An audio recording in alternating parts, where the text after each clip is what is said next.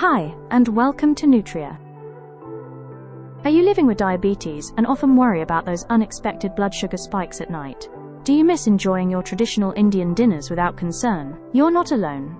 Many Indians struggle with managing blood sugar after dinner, leading to what we call night spikes or nocturnal hyperglycemia. But what if I told you that with a few simple changes to your beloved Indian meals, you could enjoy delicious dinners without compromising your health? In this video, we'll dive deep into how to prepare diabetes-friendly Indian dinners that help keep your blood sugar stable throughout the night, drawing insights from recent scientific research, ancient Ayurvedic wisdom, and practical Indian household tips. First, let's understand why night spikes occur. After your evening meal, your body breaks down carbohydrates into glucose. If your meal is high in refined carbs, unhealthy fats, or too large, your pancreas might struggle to produce enough insulin, leading to elevated blood sugar levels overnight. This can impact your sleep, energy the next morning, and long-term diabetes management. So how do we tackle this? Our strategy is built on 3 pillars: complex carbohydrates, lean protein and healthy fats, and fiber power. The biggest change often comes from our carbs. Traditional Indian meals can be carb-heavy with white rice and refined atta rotis. For nocturnal glycemic control, we need to shift to complex carbohydrates that digest slowly, releasing glucose gradually. What to choose for your Indian dinner? First, millets, Bajra, Jowar, Ragi. These ancient grains are powerhouses of fiber and have a lower GI than wheat. Ayurvedic texts have praised their benefits for centuries, and modern research confirms their role in blood sugar management. Make rotis or even khichdi with them. Second, brown rice or red rice. A simple switch from white rice can make a huge difference. These retain their bran and germ, providing more fiber. Third, whole wheat atta with multigrain mix. If you prefer rotis, opt for 100% whole wheat. You can even mix in a bit of Jowar or Bajra atta for added benefits. And finally, quinoa. Though not traditionally Indian, it's gaining popularity and is an excellent complex carb. Protein and healthy fats are the anchors of your meal. They act like a brake system for sugar, slowing down glucose absorption and preventing those sharp night spikes. But there's a catch. The type of fat you use to cook matters just as much as the protein itself. Excellent sources for your dinner: dals and legumes, moong dal, masoor dal, chana dal, rajma, chole. These are staples in every Indian household, and fantastic sources of plant-based protein and fiber. Aim for at least 1 dal or legume dish in your dinner. Paneer and tofu, high-quality protein.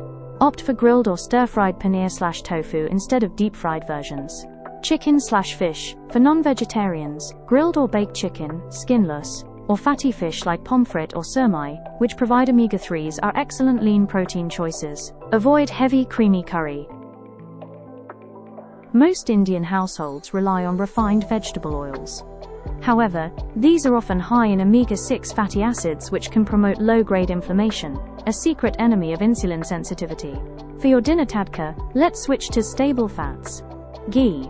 In moderation, ghee contains butyric acid, which aids digestion and has a high smoke point. Limit ghee to 1 to 2 teaspoons. Cold-pressed oils. Switch to kachi ghani mustard oil, groundnut oil, or coconut oil. These retain their natural antioxidants. Avoid reheating. Never reuse oil that has been heated once. It creates trans fats that worsen insulin resistance. Fiber is your best friend for avoiding night spikes. It acts like a biological filter, slowing down the entry of sugar into your bloodstream. But in an Indian kitchen, we often confuse starchy roots with fiber-rich vegetables. Let's clear that up. For dinner, you want to focus on non-starchy vegetables. These are low in calories but high in water and fiber. First, the gourds. Laki, bottle gourd, tori, ridge gourd, ash gourd, bitter gourd, and tinda. These are cooling, easy to digest at night, and excellent for sugar control. Second, the cruciferous family. Cauliflower, gobi, cabbage, pata gobi, and broccoli. These are rich in sulforaphane, which helps with metabolic health. Third, pod vegetables, bindi okra, and French beans. Bindi in particular contains a mucilage that research suggests may help inhibit sugar absorption. Finally, leafy greens. Palak, spinach, methi, fenugreek leaves, amaranth leaves, and bathua. These are low GI powerhouses. Now the question is, how to add more fiber to your Indian dinner? Include salads. A fresh cucumber salad, cucumber, tomato, onion with a squeeze of lemon, before or with your meal is excellent. Now be careful. Some vegetables behave more like carbohydrates and can cause those midnight spikes if eaten in large portions at dinner. Avoid/limit potatoes and sweet potatoes. Aloo is a staple, but at dinner, it's a shot of pure starch. If you must have it, limit it to a very small amount. Avoid yam and arbi. These are high GI starchy roots that are better suited for lunch than dinner.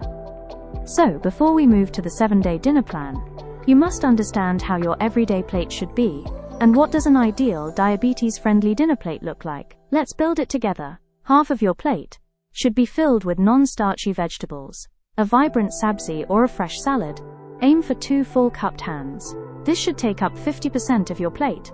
You can't overeat greens. 1/4 dedicated to lean protein. Your dal, paneer or chicken should be the size and thickness of your palm. This provides roughly 20 to 25 grams of protein to stabilize your sugar. The last quarter, this is the most important. Your roti or rice should be no larger than your closed fist. A small portion of multigrain roti, Jowar bakri or brown rice. For healthy fats, add ghee on your roti or oil in your tadka. Limit it to the size of your thumb tip.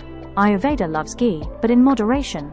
And optional, a small bowl of curd, dahi, for probiotics. Let's put this into practice. Here is a complete 7-day dinner plan designed to keep your taste buds happy and your glucose monitor steady. For day 1, we start our week with 1 to 2 Jowar rotis paired with 2 bowls of moong dal and 1 bowl palak sabzi plus 1 bowl kachumber. Jowar is a slow burn grain. Paired with the fiber in palak and kachumber with protein from your dal, it keeps your insulin steady until morning. For day 2, try 2 to 3 vegetable oats idlis or stuffed vegetable moong dal chilla with 1 bowl sambar. These fermented and legume-based options have a low glycemic index, meaning no sharp spikes. Day 3 is for comfort. Enjoy a bowl of brown rice vegetable khichdi, but load it with peas, carrots and beans. Serve with a bowl of fresh curd. Probiotics in curd combined with the fiber in brown rice create the perfect gut climate for sugar regulation. For day 4, we embrace ragi. Whether it's ragi mudde or ragi roti, pair it with sprouted horse gram curry. Ragi is rich in polyphenols, special plant compounds that act like a natural shield against rising blood sugar, while horse gram is a secret weapon for lowering cholesterol and sugar. For day 5, we have Bajra roti with grilled paneer tikka and mixed vegetable curry. Bajra provides magnesium for heart health, while grilled paneer gives you the protein, anchor, and mixed veggies provide the fiber to stay full. For day 6, let's give your system a rest with a grain-free night. Focus on a massive bowl of sautéed broccoli, bell peppers, and paneer or chicken stir-fry. This ultra-low-carb meal is a reset for your glucose levels. Finally, for day 7, multigrain roti with grilled or baked fish or lean chicken curry, and if you are a vegetarian, you can go for stir-fried tofu or soya curry, and we pair this with green bean sabzi. Lean protein and healthy fats are the ultimate repair fuel to reset your system for the week ahead. And remember the 2 non-negotiables. First, timing is everything. Finish your dinner by 7 p.m., or at least 3 to 4 hours before bed. This aligns your plate with your circadian rhythm. Finally, the mandatory 10-minute walk. Even a slow stroll clears the glucose from your blood into your muscles instantly. Remember, managing diabetes isn't about deprivation or giving up the Indian flavors you love. It's about nutritional science meeting our traditional roots.